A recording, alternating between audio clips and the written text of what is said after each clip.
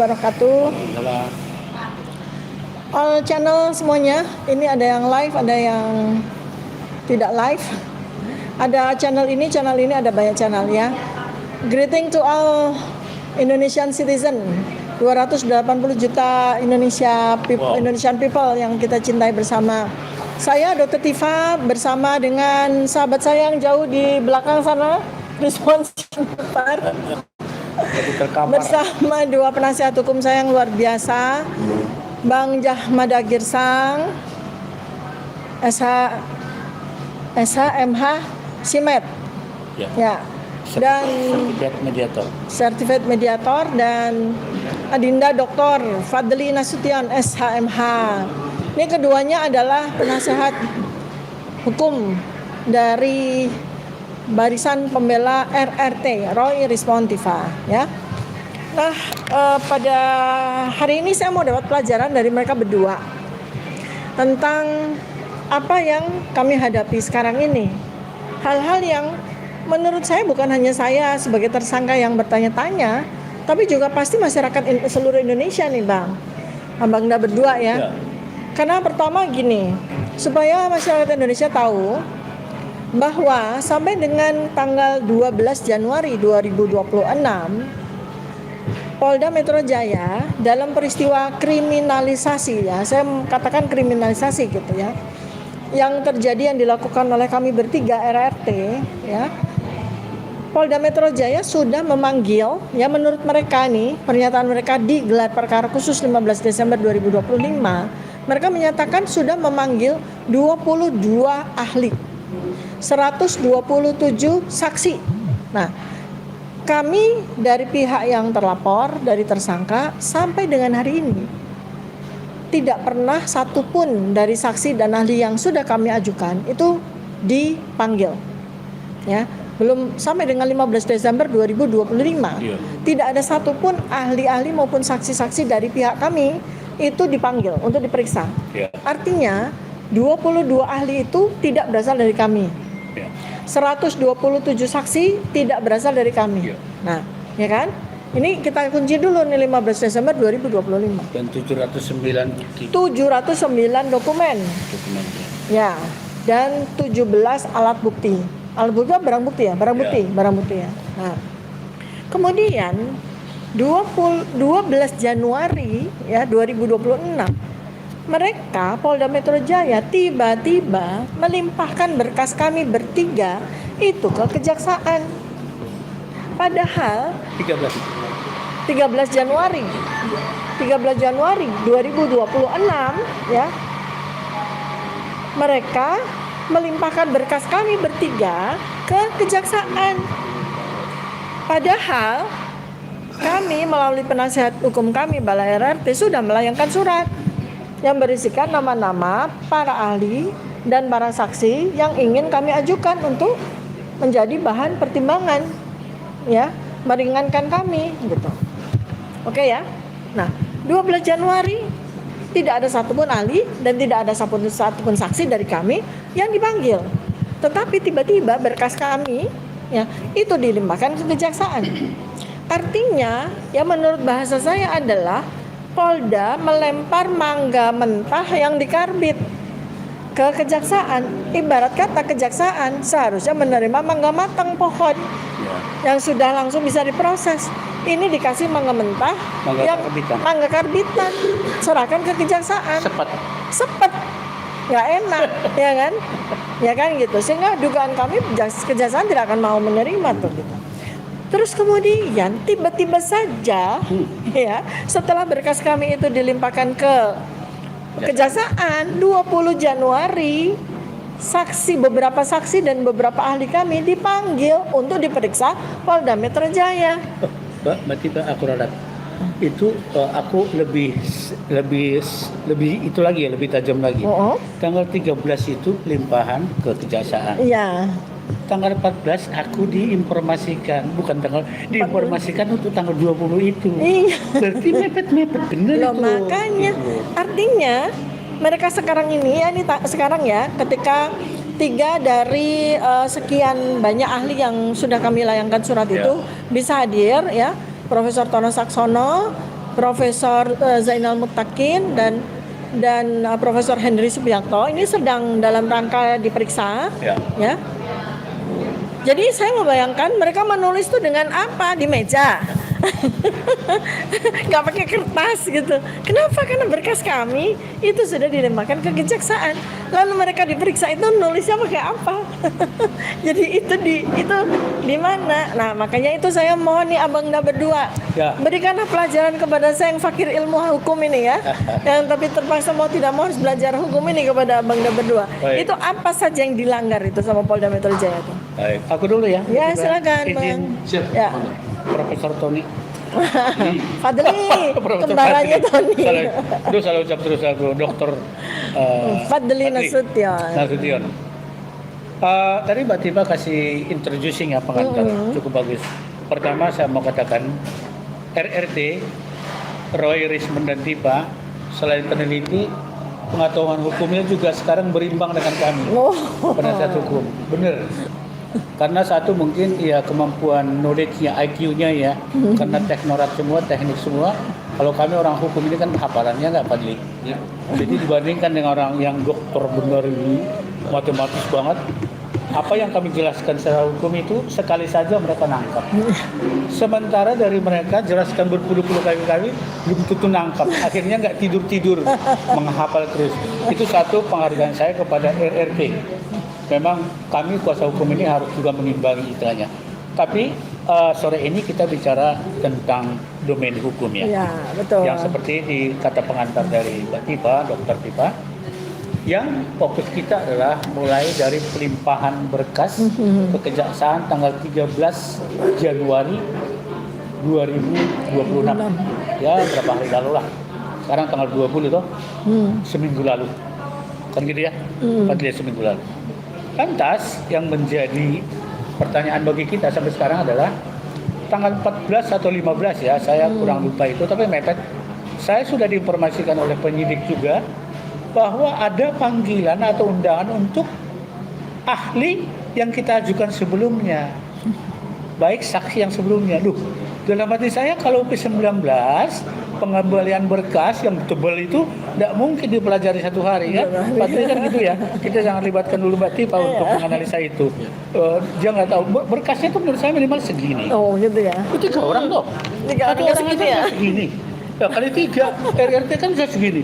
Dibaca dalam tempo 2 kali 24 jam nggak mungkin, nggak make sense. Itu BAP-nya Rismond aja segini kan?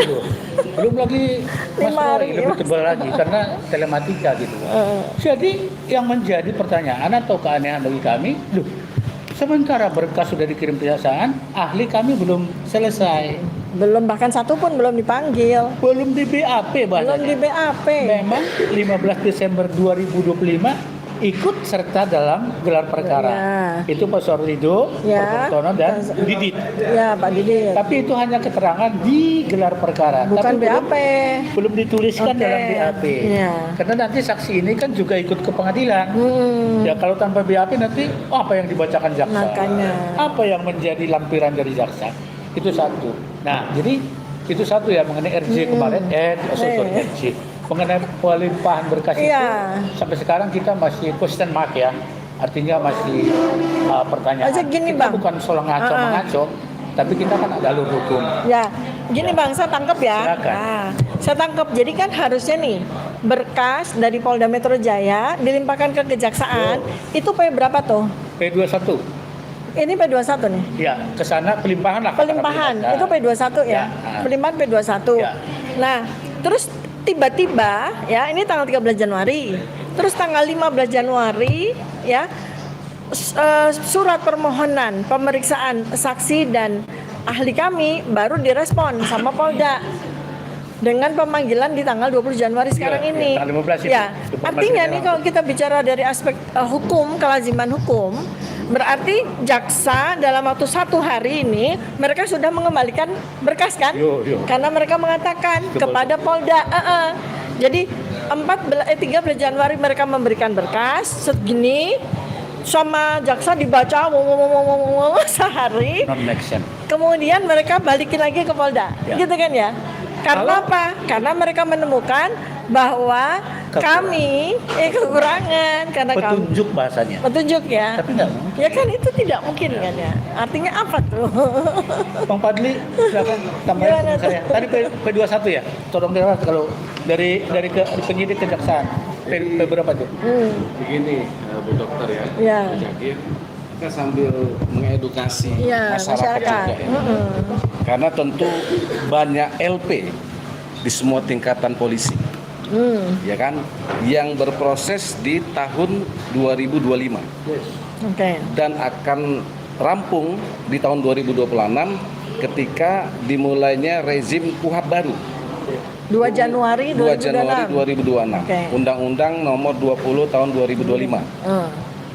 Dengan demikian berarti KUHP lama Undang-Undang nomor 8 tahun 1981 dinyatakan tidak berlaku lagi.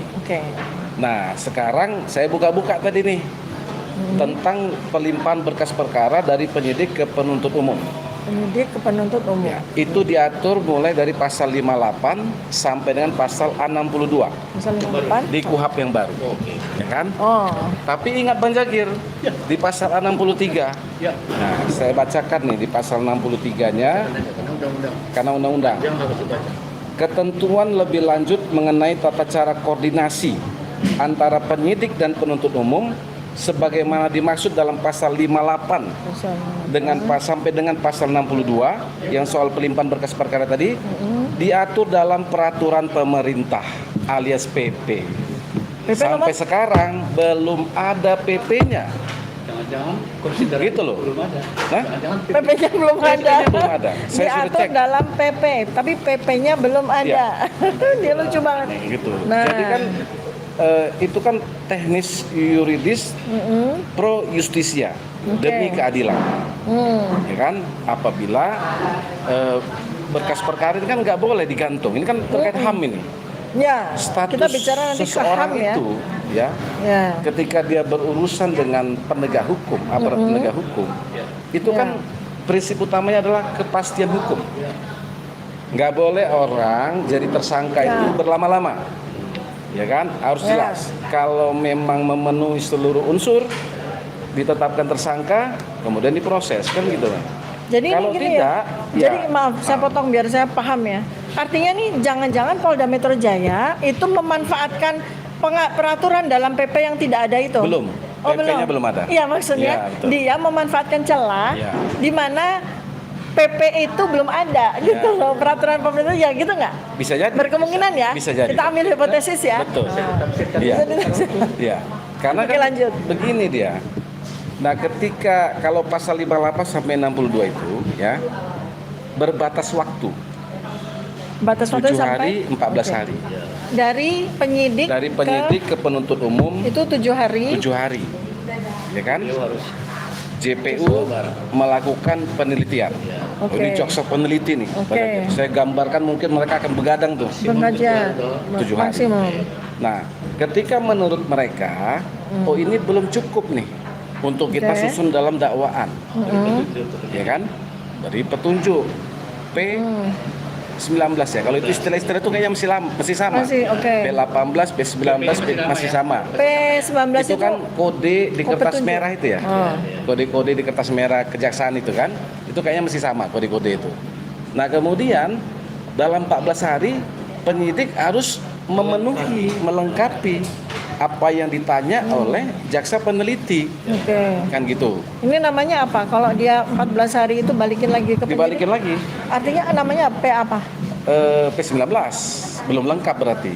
Kalau ini yang 7 hari yang ini balikin P19. Ini masih P19 nih. Toeng balikin toeng itu namanya P19. Nah, tahap 1. Dalam waktu 14 hari penyidik ini harus memenuhi apa yang diminta oleh penuntut umum, gitu. Karena kan balik lagi ke prinsip nggak bisa membuat dakwaan itu salah, baik secara material maupun formil, gitu loh. Jadi kalau di zaman dulu itu Bang Jagir, dakwaan itu kan harus jelas dia identitas dibaca di dalam sebuah persidangan, ya di zaman Belanda dulu itu kan itu prinsip dakwaan itu. Bisa obskur, bisa kalau eksepsi ya kan bisa ditolak atau tidak dapat diterima kan begitu. Nah, ini kan mondar-mandir. Mondar-mandir. Pasal ini tidak memberikan batasan berapa kali mondar-mandir. Harusnya dalam peraturan pemerintah yang tidak ada ini kan harusnya. Tapi pasal-pasal itu tadi expose, gelar perkara antara penyidik dengan penuntut umum yang dihadiri pengawas masing-masing. Irwasda atau Irwasum atau jaksa pengawas misalnya begitu di kejaksaan ada disebut tadi di situ, ya kan? Nah, dalam gelar perkara ini kalau penuntut umum menyimpulkan perkara ini tidak bisa diajukan ke penuntutan, berhenti seketika. Berhenti. Itu namanya apa? Penyidik wajib mengeluarkan SP3. Oh, I see. Ini pokoknya kalau jadi nggak sesederhana itu, Bang Jaki. Ya kan, dan semua proses ini setelah sekarang kan begini. Begitu dilimpahkan penyidik ke Kejati DKI, nggak ada respon di Kejati DKI, benar nggak? Ada nggak berita-berita tuh? Nggak ada. Diam aja mereka. Mereka sedang 7 hari kan melakukan penelitian nih ceritanya kan gitu. 7 hari itu nggak disebut hari kerja ya? 7 hari ya. Berarti kalender. Dari tanggal 13 ya kan? Sampai hari ini tanggal 20 kan? Ini 20 berarti, nih. Ya. Nah, nggak disebut Kejati lengkap atau apa, nggak ada berita sama sekali. Berarti kan aturan tanggal 20 sudah ada kabar dari Kejati ya? Iya. Ternyata penyidik membuka ruang bagi tersangka menghadirkan ahli ada cat. Artinya apa itu tafsirannya? Artinya berkas itu terbuka lagi di sini untuk dimasukkan lagi BAP ahli tadi. Oh, artinya gini. Artinya ini kita bicara hypothetically ya. Iya. Bahasa eksak berdasarkan saya pengalaman praktek lah, ya, Bang Jagir. Artinya ini bahasa eksak saya secara empirical based berdasarkan pengalaman bahwa karena kita tidak sama sekali nggak mendapatkan data dari JPU.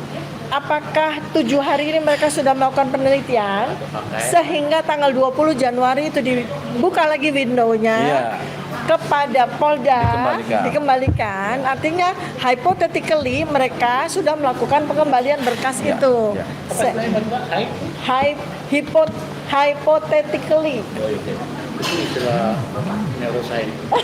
Tidak boleh seseorang diperiksa mau sebagai saksi ataupun tersangka di luar berkas. Artinya 20 Januari ini Polda sudah menerima berkas kita yang dilemparkan ke mereka. Balikin. Ya kan? Kan saya bilang terserah saya kan dilemparkan itu dari Polda itu di tanggal 13 Januari. Ya, mereka Polda sudah berasumsi bahwa berkas itu pasti dibalikin. Ya enggak, sehingga mereka sehingga mereka mengundang mendahului. Mengundang. Jadi mereka mendahului di tanggal 15 merespon surat kita. Kebetulan kita sudah ajukan waktu gelar perkara khusus dan beberapa hari kemudian saya ajukan lagi termasuk Bang Robi. Jadi saya tahu ya, memang rekan Fadli, kita tidak bisa menduga, kita hanya bisa menduga. Iya, berasumsi berhipotesis. Tidak based on letter dari Polda ke kita tersangka. Umpamanya, katakanlah bisa nggak dalam 2 hari ke-19? Bisa. Kalau mereka itu belajarin itu tidak pakai istirahat dan melibatkan mungkin 20 jaksa. Wah, ini kekurangannya, kekurangannya periksalah ahli dan saksi itu. Tapi nggak bisa rasanya ya. Karena begitu tebalnya. Saya nggak bisa, belum pernah lihat berkas, tapi karena berkas ini begitu serius. Ya kan dari pelapor juga berkasnya jauh kan. Dari besar aja 709 dokumen. Belum lagi alat bukti. Oke, dan saya artinya nggak mungkin rasanya itu karena P19. Nah, kalau tidak P19, inilah yang tadi dijelaskan oleh tadi. Berarti ada sesuatu. Nah, menurut saya apa tuh, kita berasumsi aja kan? Akhirnya berasumsi. Kita berasumsi. Hari ini kita ada di Polda ini mengantarkan ahli kita 3. Profesor Tono, Profesor Zainal Mutakin, Profesor Hendri. Itu pakar-pakar banget. Dan informasi dari dalam baru berlangsung 1/4 lebih. Apalagi Profesor Henry dia minta, kalau nggak salah minta 2 hari. Ya, 2 atau 3 hari. Udah duduknya aja sambil bersila nih. Saking asiknya. Artinya rekan Fadli, kita sama-sama yang mengawal bertiga ini ya, kita taat hukum ya. Apa kata Polda kita ikutin. Jadi jangan nanti ada di belakang tuh karena kita. Justru mengikuti apa yang diperintahkan oleh Polda Metro Jaya. Saya kira kami sependapat Mbak Tipa, pendapat. Tadi rekan Fadli hanya memperjelas ya prosesnya itu. Jadi ini benar-benar berasumsi berdasarkan empirical base, berdasarkan pengalaman bahwa kenapa mereka memilih tanggal 20 Januari, 7 hari dari peraturan bahwa kalau mereka melempar berkas ke Polda, melempar berkas ke Kejaksaan tidak lengkap, artinya 7 hari mereka harus balikin. Jadi itu kelihatannya begitu tuh. Jadi sudah ada catatan di atas ini. Ini sudah ada catatan di atas itu, di atas tumbukan. Berkas ini belum lengkap loh, harap balikin. Jadi Bang Jagir, asumsi lagi. Karena kita nggak terbuka. Kita terbuka, mereka nggak terbuka. Bu Dokter, UHP baru berlaku 18 hari. Oke. Jadi semua orang bingung ya? Semua orang tidak akan ada punya pengalaman. Semua orang tidak punya pengalaman. Baru 18 hari, kan gitu. Tapi tadi menarik dari Bang Jagir, harusnya para tersangka itu dapat SPDP, surat pemberitahuan perkembangan penyidikan, SP2HP, bahwa berkas perkara ini sudah diubah satu ke penuntutan. Sampai sekarang kita belum, sejak perkara ini ada, kita belum pernah ada SP2HP. Sampaikan ke Menteri Hukum, ini buat peraturan pemerintah. Itu PP ya, Menteri Hukum ya? Oke. Nah, jadi poin baru nih banyak harus diangkat ini. Administrasi. Iya. Tidak pernah terpikir oleh saya berasumsi kan? SP2HP itu. Iya. Jadi ada pelanggaran lagi nih. Pelanggaran administrasi. Ini ya. Kalau kita dapat sendiri kan, jangan dikirim ke rumah. Nggak ada. Surat pemberitahuan hasil perkembangan penyidikan. Pernah dapat Pak Tiba? Nggak ada, belum. Mbak Rizwan dapat SP2HP nggak? Lagi tidur. Nggak ada. Dua dari 3 berarti. Lapor ke Ombudsman. Nah. Tapi kata Pak Tiba dulu udah berapa minus itu? Udah 3 minus. Artinya 3 kok. Nih, tadi melanggar HAM ya. Ya, melanggar HAM. Jelas kan melanggar HAM karena kita di apa namanya tuh, kita dilanggar HAM-nya lah kita tuh. Sekian lama, tidak ada kepastian. Kemudian tiba-tiba begitu aja tiba-tiba kayak yang terjadi kita semua ini, kami bertiga dan para penasihat hukum juga masyarakat itu kan sampai berspekulasi kan tentang peningkatan status karena kok similar menghasilkan sebuah pola. Waktu kami dari terlapor menjadi tersangka di tanggal 7 November 2025 itu kan 2 hari pas setelah Mas Roy pulang dari Sydney. Berkaitan dengan apa? Gibran kan gitu ya. Nah sekarang pelimpahan berkas dari Polda ke Kejaksaan itu persis pada saat kami lagi ke Dikdasmen tanggal 12 Januari ke Dikdasmen untuk Gibran Endgame. Jadi tanggal 13-nya langsung dari Polda melimpah ke.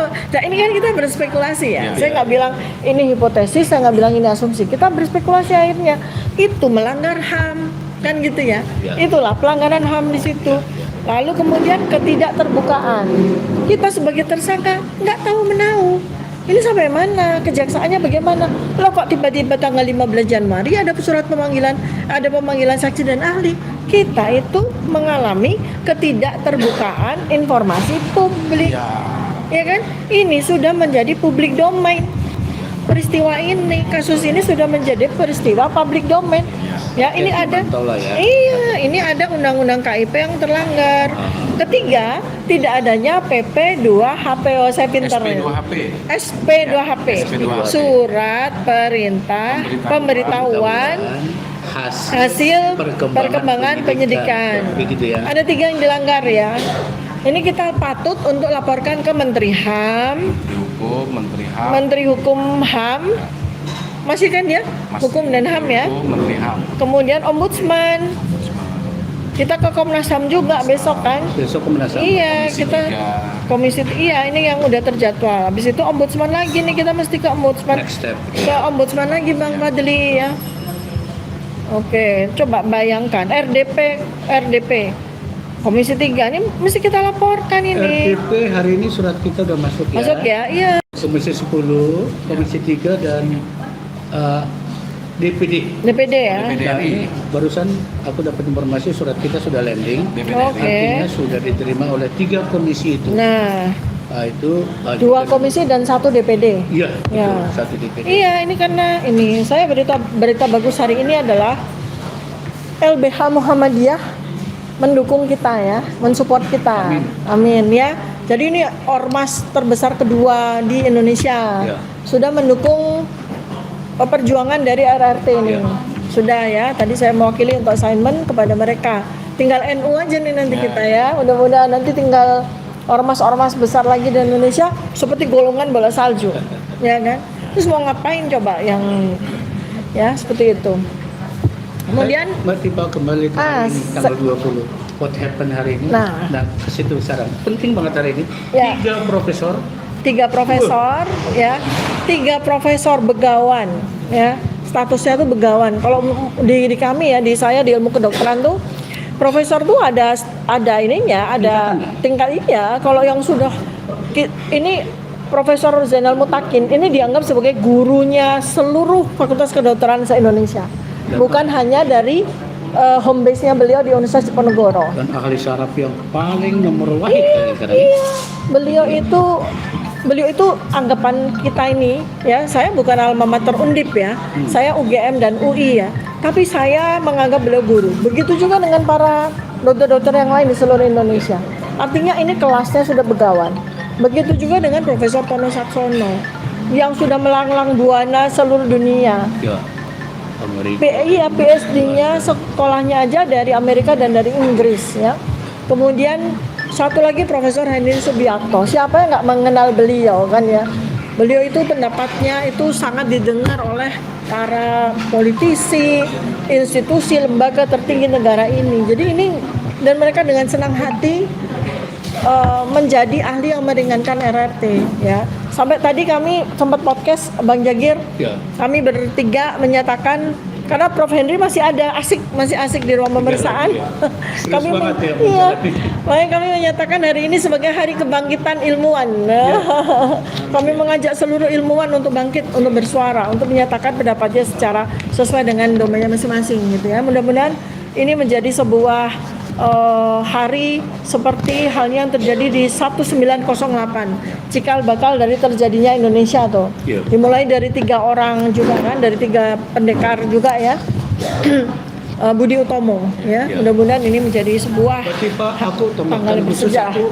Hari ini dari pagi kita sampai sekarang stay di jam sini. 4 persis ya. Kita untuk mendampingi mengikuti perkara ini kita tidak pernah ingat jam. Tidak pernah ngejam. Kita ingat tanggal 30 Desember jam 5 kita masih di sini. Sementara orang lain sudah di puncak di lembah. Macam ingat ya. Tapi kita masih 30 wajib Desember lapor. masih duduk di meja sana. Ya. Masih wajib lapor. Hari ini aku menambah semangat dari Mbak Tipa tadi. 3 ahli yang turun hari ini dengan semangat luar biasa. Ya, Profesor Tono Saksono, ahli digital image processing dan yang lain. Atribusinya banyak. Banyak sekali. Baris-baris. Kemudian Profesor Henry Subiakto, ahli komunikasi dan Undang-Undang ITE. Kebetulan dia ikut merancang Undang-Undang ITE. Tadi saya dengar sedikit statement dia. Yang diterpakan pasal 32 dan 35 Undang-Undang ITE tidak zamannya lagi diterapkan ke RRT ini. Dia tadi kompres. Tentu di dalam karena kita nggak sertai lagi, karena ahli bukan nggak boleh sertai, tapi fungsi kami sebagai advokat hanya nanti bengong di dalam karena tingkatannya udah luar biasa. Berikut kami di luar. Artinya yang ketiga yang tadi sebut Mbak Tipa itu luar biasa. Ya Profesor Zainal Mutakin, ahli bedah saraf Neuroscience Universitas Diponegoro sekarang. Jadi masuk ke begini, ini edukasi bagi masyarakat. Kenapa 3 ahli yang sangat luar biasa ini mau memberikan keterangan hari ini di Polda dalam urusan jasa palsu lah katakan gitu ya. Karena ini kan domainnya jasa palsu. Keilmuan mereka disumbangkan untuk setidaknya menetralisir apa yang terjadi, pasal-pasal yang dituduhkan kepada RT ini, dan faktor sosialnya juga ada, psikologinya juga ada, syaratnya juga ada, hukumnya apalagi lengkap udah. Jadi artinya ini learning bagi masyarakat ya yang menonton atau melihat siaran ini. Kami apresiasi sekali, dan mereka dari awal kita hubungi Mbak Tiba ya, tidak ada penolakan. Artinya mereka sangat bersemangat. 3 profesor ini, dan semua 6 profesor, tapi hari ini baru tampil 3. Apalagi nanti datang 13 special guest. Special guest ya. Mr. Rocky dulu. Itu Mbak Tiba yang urus. Itu nanti kita tunggu-tunggu. Tapi kita tidak membedakan 7 ahli yang kita tampilkan. Semua masing-masing punya kelebihan ya Bang Jagir, saya tambahkan saya tambahkan. Jadi harusnya hari ini itu ada 6 ahli pakar begawan ya, tapi ketiganya saat ini masih berhalangan sehingga sedang dijadwalkan ya. Sudah ada 3 lagi ya. Tadi udah di-spill salah satunya ya, yang lainnya masih kami rahasiakan ya. Nah kemudian ditambah lagi ada 13 ahli lagi. 13 ahli lagi yang akan kami hadirkan. Tambahan lagi. Yang sudah ada nanti. Sudah ada listnya ya. Kami tadi sudah sampaikan kepada penyidik bahwa ada 13 ahli lagi yang akan kami hadirkan ya. Jadi saya nggak spill nama-namanya, tapi saya spill keahliannya. Yang belum dilaporkan jangan spill dulu. Ya, jadi nama-namanya itu tidak kami spill ya, supaya mereka juga tetap terjaga. Keahliannya boleh? Keahliannya aja ya. Pertama adalah pakar bahasa ya. Kemudian yang kedua adalah pakar pidana. Kemudian yang ketiga adalah pakar neuropsikologi ya. Ini dalam hal ini psikologi ya. Kalau yang Prof. Zainal Mutakin kan neuroscience, bedah saraf ya. Ini psikologi. Kemudian pakar pendidikan yang menguasai detail pendidikan Universitas Gadjah Mada dari tahun 1977 sampai sekarang ya, di mana di dalamnya itu ada masa 1980 sampai 1985 di mana seseorang yang bernama Joko Widodo mengaku kuliah di Fakultas Kehutanan Universitas Gadjah Mada. Ahli ini sangat mengetahui secara detail bagaimana sistem perkuliahan di Universitas Gadjah Mada ya. Kemudian ada Profesor Ahli Administrasi Publik Gadjah Mada ya? Ada nama aku di situ. Nah ini ada Profesor Ahli Administrasi Publik. Beliaulah yang mengetahui materi apa, materi nilai rupiah berapa, warna apa yang berlaku di tahun 1985. Tahun itu berbeda ya? Iya, sesuai undang-undang tahun 1985. Ini udah kuncian yang udah nggak bisa dikutak-katik lagi ya. Untuk gitu. Lalu kemudian ada lagi witness ya, dia pakar jurnalistik ya, yang sekaligus menjadi saksi fakta karena hadir bersama kami di tanggal 15 April 2025 di UGM. Ya, beliau hadir, pakar jurnalistik. Kemudian ada lagi adalah teman kami diaspora internasional ya.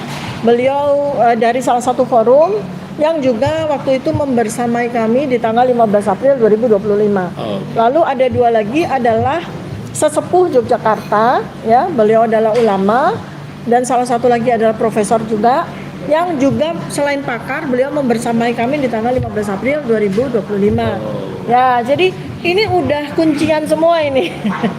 Ini udah kuncian semua.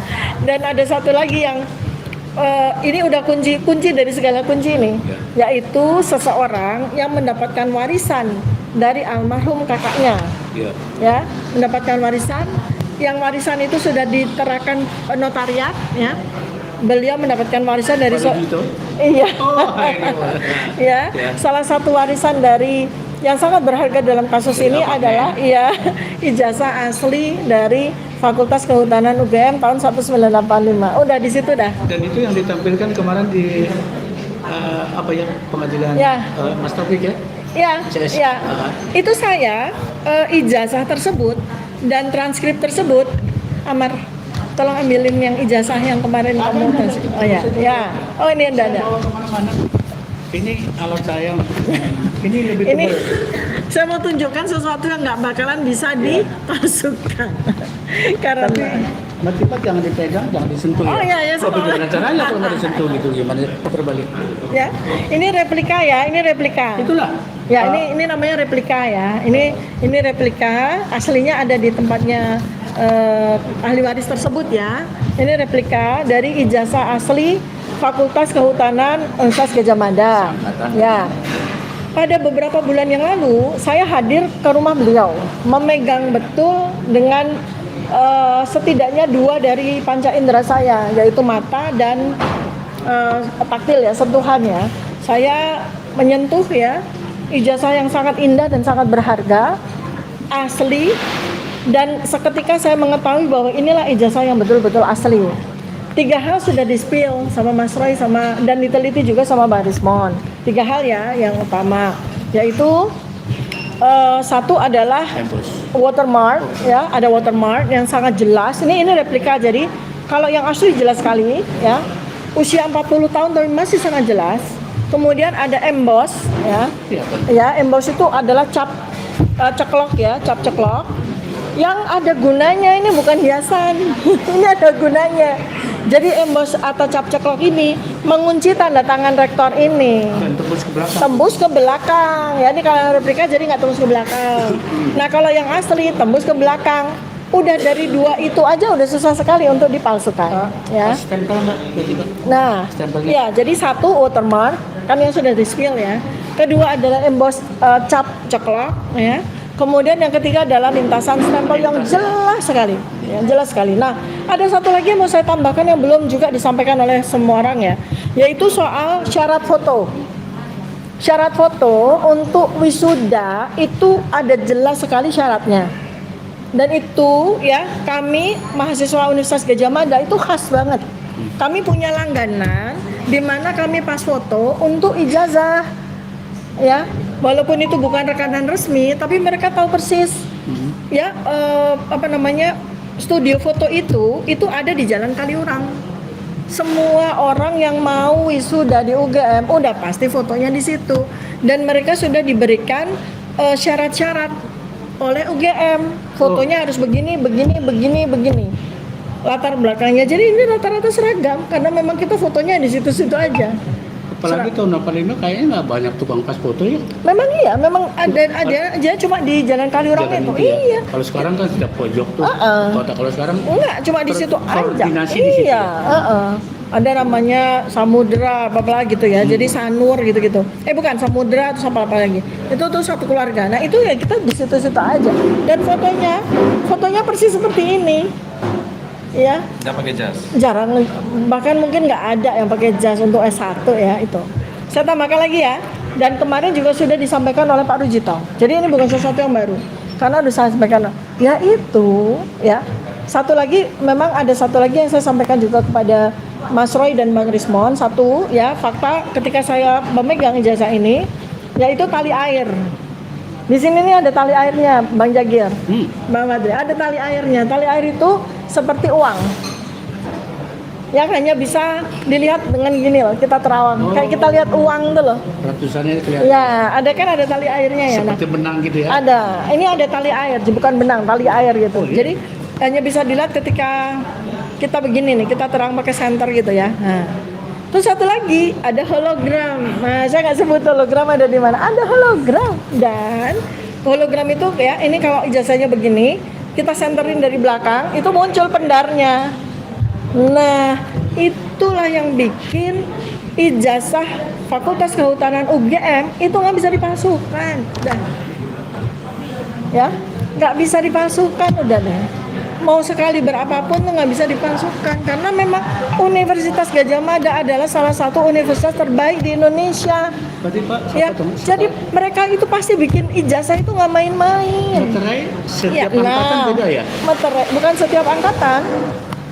Enggak, kalau kemarin di Pengadilan Solo itu ada yang biru, ada yang merah. Yang angkatan 85 setahu saya yang asli merah. Hijau, sementara yang itu biru ya. Nah, sebenarnya ada saya jelaskan itu. Ya, saya jelaskan. Satu, sebenarnya materai itu mengikuti undang-undang. Oke. Ya, ada undang-undang, pasti nanti Bang Jagir dan Bang Fadri bisa lihat ya. Ada undang-undang dan itu sudah disampaikan oleh Profesor C ya. beliau sampaikan bahwa Undang-Undang 1985 itu materai yang berlaku adalah Rp500 yang warnanya merah dan bukan hijau Rp100. Nah, tetapi pada beberapa universitas di UGM tahun 1985 itu masih berlaku materai warna hijau Rp100. Tapi untuk apa? Untuk ijazah sarjana muda, bukan ijazah sarjana. Dan karena masa tahun 85 itu adalah masa peralihan kurikulum, di mana sebagian dari fakultas di UGM itu sudah tidak ada program sarjana muda lagi. Tetapi ada yang masih punya program sarjana muda, sehingga memang secara administratif agak membingungkan. Ada yang pakai materai, ada fakultas yang pakai materai, ada fakultas yang tidak pakai materai, ya. Tetapi fakultas yang memakai materai, materainya baku gitu loh. Jadi ini kan banyak sekali diskusi debat yang ada di sosial media. Oh, di UGM nyatanya ini punya saya atau punya kakak saya atau punya ayah saya nggak ada materinya. Tapi itu bukan kehutanan tahun 85, ya. Ini nyatanya di Fakultas Kehutanan UGM ada yang warna hijau, itu sarjana muda. Nah, kalau ada di luar dari ijazahnya Joko Widodo yang bermaterai hijau, saya akan usulkan atau saya akan minta kepada Polda Metro Jaya untuk menyita ijazah tersebut dan melakukan uji forensik. Karena saya hipotesiskan bahwa kalau ada ijazah sarjana Kehutanan UGM tahun 1985 materainya warnanya hijau, berarti hipotesis saya, menurut keyakinan saya, itu ijazah palsu. 99? Belum 99 karena belum diteliti ya. Oke. Jadi gini, saya ulang lagi. Kalau ada ijazah sarjana Kehutanan UGM 1985 dengan materai warna hijau selain ijazah Joko Widodo, kita patut pertanyakan keasliannya. Bahasa dengan hukumnya diduga palsu. Udah jelas, ini udah jelas ya. Ini adalah ijazah asli. Ya, udah jelas ini adalah ijazah asli. Oke, lanjut. Nah, restoratif justice, ya. Sekarang nih soal restoratif justice. Aku juga yang memulai ya. Ya, jadi Dokter Fadli menambahkan. Ya, saya nanya dulu ya soal restoratif. Jadi gini. Aku pertanyaan dulu. Oke. Iya, kan ada tiba-tiba lagi. Iya kan tiba-tiba tuh restoratif justice muncul ketika ada sowan. Jadi artinya restoratif justice yang baru saja terjadi ini bukan sebuah proses hukum, tapi sebuah proses silaturahmi. Dia bukanlah proses hukum, tapi produk silaturahmi. Bukan produk hukum, tapi produk silaturahmi. Gara-gara sowan, maka keluarlah restoratif justice. Proses silaturahmi. Jadi sekarang di manakah? Iya kan? Jadi masalahnya adalah nih, kalau kita bicara secara hukumnya ya, masalahnya dua orang yang mendapatkan restoratif justice dan kemudian lanjutnya adalah SP3 adalah dua orang tersangka yang sampai dengan hari ini belum pernah diperiksa sebagai tersangka. Bagaimana mungkin seseorang atau tersangka yang belum pernah diperiksa satu kali pun sebagai tersangka tiba-tiba gara-gara sowan langsung mengalami restoratif justice dan kemudian mendapatkan SP3. Sementara kami 3 orang yang sudah diperiksa sama sekali tidak ada tawaran apapun dari Polda, ya kan? Nah, begitu juga dengan 3 tersangka lain di klaster 1 yang sampai dengan hari ini juga belum diperiksa. Kamu mau ditawar?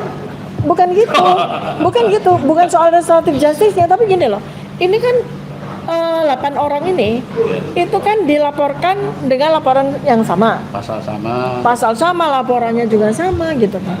Jadi kalau salah 1, salah 2 atau salah 3, salah 4, salah 5 dari 5 orang ini mendapatkan sebuah perlakuan hukum, dalam hal ini saya nggak soal restoratif justice, soal SP3 buat saya.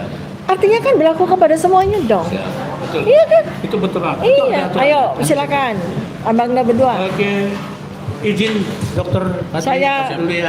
Saya Kebetulan aku mendengarkan. kan mediator. Ya. bersertifikat asli loh. SIMET. Oke, jadi aku mulai dari perdata dulu ya, biar nanti nyambung. Perdata pidana itu ada aturannya. Perdata Perma 1 2006 itu mengatur tentang setiap perkara perdata di pengadilan wajib dimediasikan, kecuali pidana. Kepailitan. Ini perdata ya? Ini perdata. Biar sama. Sekarang kok tiba-tiba di pidana yang baru ini menganut aliran itu gitu loh. Ada nanti perkembangannya. Oke? Di perdata itu wajib ya, wajib di perdata. Dulu di pidana itu nggak wajib. Bahkan kalau kita berdamai pun rata-rata dulu penyidiknya mungkin lari, bukan urusan saya ya gitu. Takut mereka terlibat hal-hal apa gitu. Padahal tujuan kita. Saya 2 bulan lalu di Polda Makassar restoratif justice sesuatu perkara yang serius dan saya bisa. Nah sekarang kita yang ada sekarang, saya tidak menyebut nama atau tidak menyebut waktu, tempus dan lokusnya yang melakukan ini. Saya bicara aturan. Nah, aturan yang baru seperti yang dikatakan oleh rekan Fadil tadi, sesuai dengan lahirnya KUHP dan KUHP baru. Lantas Mahkamah Agung juga mengeluarkan surat edaran. Wah, mantap sekali. Tanggal 2 Januari 2026 dikeluarkanlah surat edaran Mahkamah Agung nomor 1, bayangkan tuh. Nomornya nomor 1.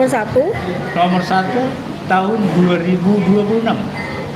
Dari nomornya kan itu kan berarti belum ada surat edaran baru, surat edaran yang lain dari Mahkamah Agung. Itulah konsennya Mahkamah Agung mengadopsi, mengarahkan para penegak hukum, jaksa, pengadilan khususnya agar antisipasi terhadap KUHP yang baru dan KUHP yang baru.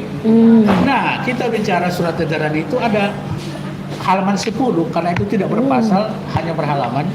Disebutkan begini, ada namanya mekanisme untuk restoratif justice. Ini surat edaran Mahkamah Agung, bukan surat edaran yang lain ya. Udah jelas itu mekanisme restoratif justice ya. Okay. Ada namanya mekanisme restoratif justice di halaman 10. Restoratif justice itu memang KUHP yang baru dan KUHP yang baru itu mengadopsi banget.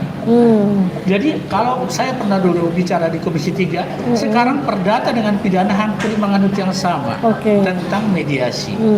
Cuman apa yang menjadi masalah adalah di surat edaran itu setiap konsep mediasi atau konsep restoratif justice kan itu harus ada pasal-pasalnya, harus ada ketentuannya antara terlapor dengan pelapor, yaitu nanti yang disebut perdamaian itu. Dan itu harus diajukan dulu ke ketua pengadilan.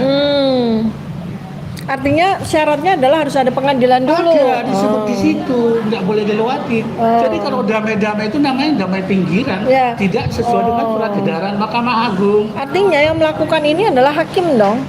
Enggak. Karena peradilan. Para pihak membuat dulu konsep perdamaiannya, diajukan ke penyidik. Penyidik juga harus melihat benar nggak, layak nggak diperdamaikan ini. Jadi nggak boleh perdamaiannya yang jomblang atau tidak berimbang atau hanya asal-asalan gitu. Nah menurut penyidik diajukan ke ketua pengadilan negeri.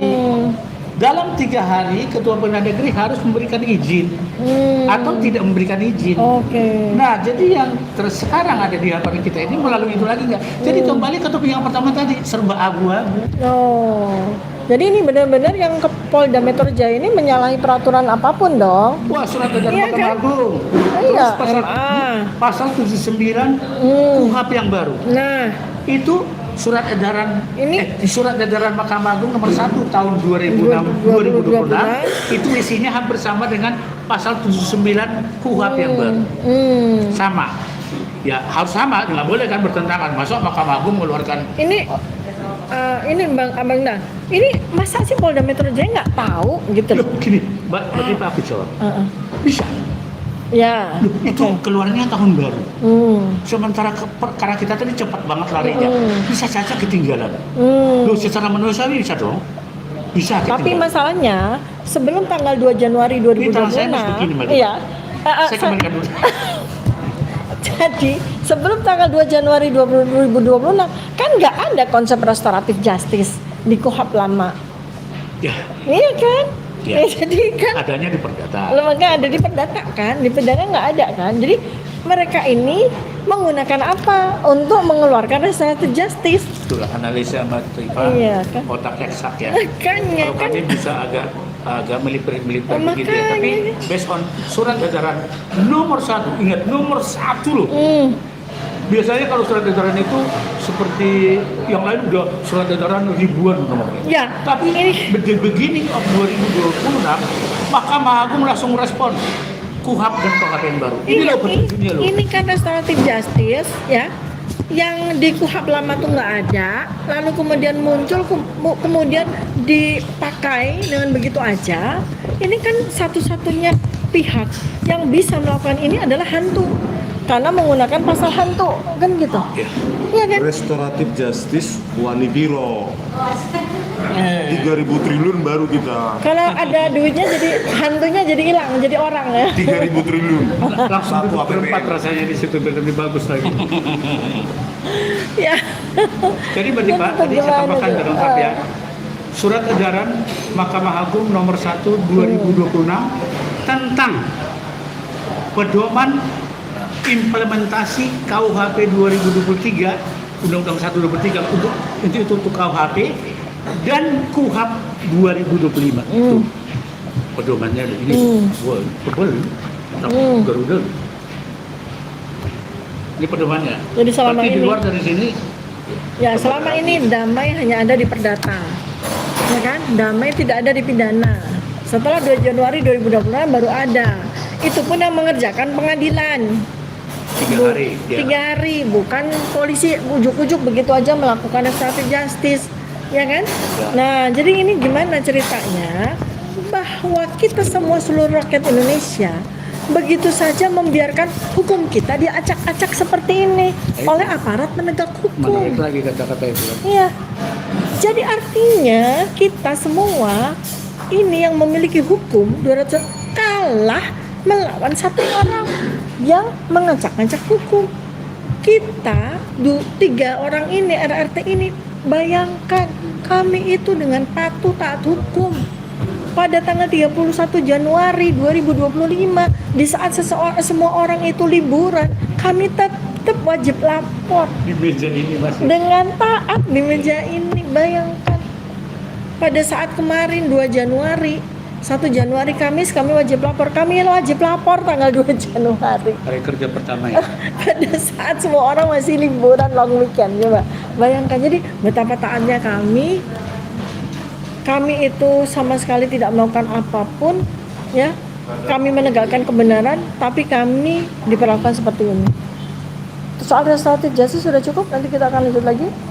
Jadi gini. Ya, oke, lanjut. Aku Ya. tambahkan dikit lagi Sebagai ya. pemungkas nanti Bang Badri. Silakan. Iya. Jadi gini, di Perma itu surat edaran Mahkamah Agung nomor 1 2020 itu lengkap ya. MKR namanya, Mekanisme Keadilan Restoratif. Jadi MKR pada tingkat penyidikan dong. Penyidikan, ya. Apa syaratnya? Surat perintah penghentian penyidikan atau SP3 dimintakan penetapan kepada Ketua Pengadilan Negeri dalam jangka waktu paling lama 3 hari. Kedua, penetapan Ketua Pengadilan Negeri dikeluarkan dalam waktu paling lama 3 hari. Ini frigid sekali nih surat edaran ini. Biasanya, nggak dikasih waktu kan. Tergantung situ. Ini frigid, kita hargai kan. Frigid artinya itu kaku. Untuk kepastian, bukan frigid untuk silet. Permohonan penetapan dilampiri paling sedikit. Nah, ini dia. Surat kesepakatan penyelesaian perkara yang ditandatangani oleh tersangka, korban dan penyidik. Harus transparan ini apa yang didamaikan. Tanpa perjanjian itu seorang hakim pun nanti menolak, pasti minta, dan itu biasanya notario loh Mbak. Aku selaku mediator kan melakukan ini. Biasanya notario baru itu hakim. Kemudian surat perintah penghentian penyidikannya, bukti pelaksanaan isi kesepakatan telah dilaksanakan seluruhnya. Jadi kita serba gelap ya, artinya kita bukan protes, tapi kami penasihat hukum harus bersuara untuk surat edaran nomor 1 Mahkamah Agung 2026 ini. Mungkin rekan silakan, Baik, ya. Silakan. Saya tanggapi satu persatu Bang ya. Saya mulai dari kita ini harus hidup itu berlandaskan konstitusi. Ya, oke. Gitu loh Bang. Ya. Hukum tertinggi di Republik ini adalah konstitusi. Undang-Undang Dasar Negara Republik Indonesia tahun 1945. Pasal 1 ayat 3 jelas. Indonesia adalah negara hukum. Iya, jelas, jelas banget. Ini pondasi awal. Ini sangat mendasar, kan gitu. Makanya kemudian ada istilah orang-orang atau Bang Rismon itu anak haram konstitusi, gitu kan Bang Rismon? Anak haram konstitusi jadinya kalau tidak taat kepada konstitusi. Ada Bang Rismon? Ada cerita-cerita begitu kan? Ada Bang Rismon. Oh, di belakang ini. Nah, itu yang pertama. Turunan dari pasal 1 ayat 3 ini kan banyak nih, Bang. Banyak prinsip-prinsip dalam kehidupan hukum, kehidupan bernegara ini. Ya, misalnya equality before the law, ya kan? Presumption of innocence, ajas praduga tidak bersalah, kan begitu? Kesamaan di hadapan hukum, ya kan? Dan peraturan perundang-undangan. Nah, kita kan harus kembali ke belakang jadinya, mengikuti alur perkara ini. Dengan pelapor yang sama 4 orang, dengan terlapor yang sama 8 orang, bagaimana mendapat perlakuan yang berbeda? Itu dia. Gitu loh Bang. Iya kan? Nah, ini yang menjadi problem dasar sebenarnya. Pasalnya sama, tapi tindakan perlakuannya beda.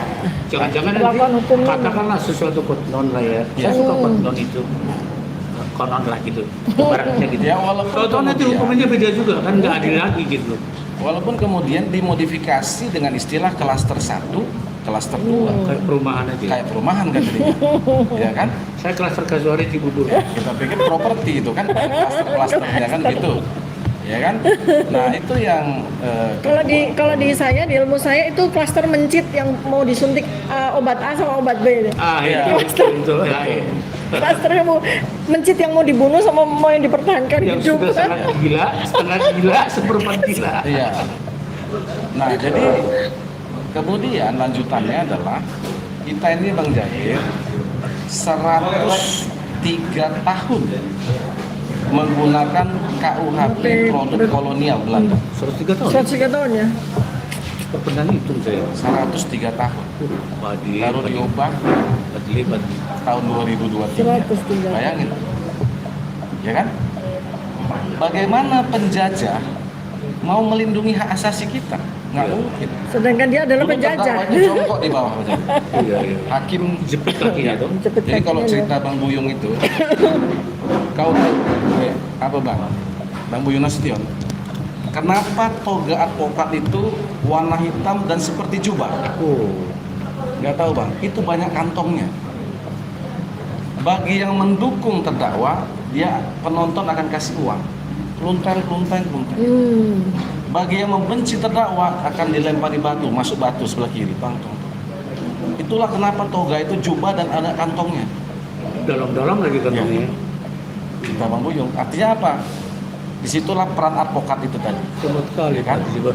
Belum tahu aku itu. Iya, itu ada cuma cari tahu dari situ ya. Kalau lagi itu profesionalisme, ya kan? Ampun. Nggak pakai baju, kain sarung atau celana pendek, duduk di bawah. Itu zaman Belanda.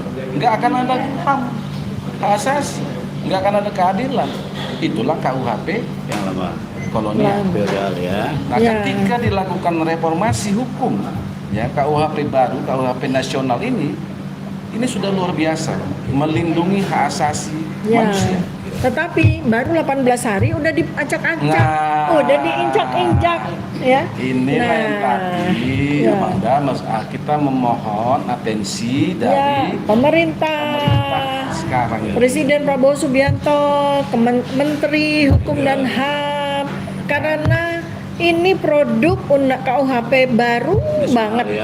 Baru 18 hari lahir, tapi sudah dirobek-robek dengan peristiwa hukum yang terbesar di Indonesia sepanjang sejarah bangsa Indonesia. Bahkan udah tersebar ke dunia. Iya, makanya. Ya, baik Abang Da, ini terima kasih banyak. Lanjut. Lanjut. Oh, masih lanjut. Menanggapi tadi. Udah lagi haus saya. Ya. Terakhir, semenit Terakhir itu tadi keadilan restoratif. Ya. Oh, Kalau Bang Jagir kan restoratif justice. Ini keadilan. Saya tahunya keadilan restoratif. Oke deh. Ini dua hal yang berbeda, Pak. Jadi berantem gitu ya. Beda Mas. Keadilan restoratif Itu ada mati tengah. ya kan? Udah mudah-mudah Ya. ini. Dalam prakteknya sebelum ada KUHP baru, KUHP nasional itu sudah terjadi. Udah ada juga. Dalam konsep perdamaian antara pelapor dengan terlapor. Biasa itu. Kalau bahasa Bang Jagir 86. Enggak, Nomor polisi mobil saya. oh yang polisi Bang Jagir, ya kan? Nah, ini terjadi perdamaian. Nah, kemudian setelah diatur dalam KUHP nasional pasal 79 sampai 84 yang disampaikan Bang Jagir tadi, dia harus jelas, harus transparan kepada publik ketika perkara ini terkait dengan kepentingan umum, kepentingan masyarakat. Udah salus populis memang perkara Iya, ini. makanya. Kalau dia bilang salus populis suprema Suprema extra. extra. Ya. Rakyat sekarang juga ikut mengadili loh perkara ini. Udah masuk Profesor Mahfud MD udah pernah menjelaskan itu. Kebetulan itu aliran di master hukum saya. Iya. Pertama, datang dari mana restoratif? Keadilan restoratif tadi. Pihak lah. Datang dari pelapor, datang dari penyidik, atau permohonan terlapor. Jangan Harus tiba-tiba jelas. kita dikasih drama sowan ke Solo, Tiba-tiba udah bulat gitu ya. kemudian jadi restoratif justice. Satu. Kemudian jadi SP3. Yang kedua, Jadi pengadilannya ada di rumah itu. harusnya transparan, terjadi kesepakatan, tertulis ya, tertulis banyak gitu. Terbuka poin-poinnya. Ya, Ya kan? antara pelapor dengan terlapor. Ya. Apa isinya? Notarilkan. Sampaikan kepada publik. Notarilkan. Benar nggak terjadi kesepakatan tulis atau cuma omong-omong? Kan begitu. Iya. Iya kan? Yang ketiga, tadi Bang Jagir bilang penetapan pengadilan. Iya. Ketua harus pengadilan. izin ketua pengadilan 3 hari dalam 3 hari. Jadi tahapan-tahapan itulah yang Harus secara transparan. harus secara transparan disampaikan Ditunjukkan. kepada publik supaya mencerdaskan, mengedukasi. Cantik, Jangan Pak. Bang Jagir atau Bu Tifa nanti kita nggak tahu nih, Toto ke Solo. Ya kan Bang Rizwan? Toto Bu Tifa ke Solo kan? Kan bingung kita. Tiba-tiba nih ke Solo naik Misalnya, apa? kita nggak tahu. Kalau Misalnya. naik pesawat tiketnya tak batal ya. Kalau Misalnya. kereta api ya nggak bisa. Ya kan? Lurus saja gitu. Pucuk-pucuk nggak ada Iya, kabar iya. lagi sudah Just pegang kidding, just kidding. ngantongi SP3 kan bisa aja. Gitu ya. Kan gitu. Saya udah pernah loh ke situ, ke jalan itu, ke yang pada foto-foto ada minta itu. Silakan. Tiba ini bisa hukum jalan mana? Ya. Itu ada jalan Jalan Kuta nomor 10. Oh, iya. Saya pernah ke situ, lewat situ. Terakhir. Sepi banget. Ya. Udah gitu padahal saya mau ke situ mau minta kaos. Tapi sepi banget, gak ada orang. Terakhir Bang Jagir, Siapa? kenapa perlu transparansi publik? Ya kan? Yang kita tuntut sekarang ini karena masalah ijazah ini berkaitan erat dengan kepentingan umum. Ya. Salus populis. Gak akan ada yang care soal ijazah Bang Jagir, soal ijazah Fadli Nasution. Tapi ketika ini ijazah pemimpin republik ini, pemimpin negara ini, Jadi semua harus Bang care. Jagir, Bu Tifa, yang paling mahal di dunia adalah kejujuran. Betul. Baik, ini Oh, adalah ya. kata Penting. kunci penutup pada kuliah hukum hari ini. Saya mahasiswanya, beliau berdua dosen saya. Terima kasih banyak atas kuliah yang luar biasa. Terima kasih pada sore hari ini. Dr. Tifa. Mudah-mudahan bermanfaat Neuroscience. buat seluruh rakyat Indonesia dimanapun Anda berada. Assalamualaikum warahmatullahi wabarakatuh. Waalaikumsalam warahmatullahi wabarakatuh.